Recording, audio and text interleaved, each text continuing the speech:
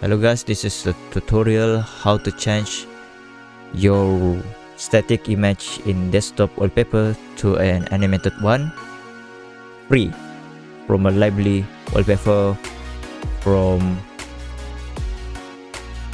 this guy, Danny John. This is an alternative from the wallpaper engine. If you know, most of the animated wallpaper require wallpaper engine, we have to pay it. If you install this lively wallpaper, it is free. You just have to install it directly. So now we are going to install it. I already download it. So we already launched it.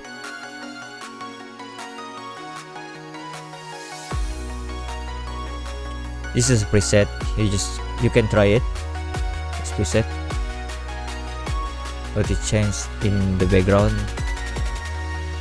So if you want to add an customized wallpaper, you just have to add wallpaper, choose the file on it, and choose the wallpaper. Title is optional. You can rename it so it is easier. If you have so many wallpaper in desktop, so it's easy to find library. Let's see how it's performed. That's it, guys.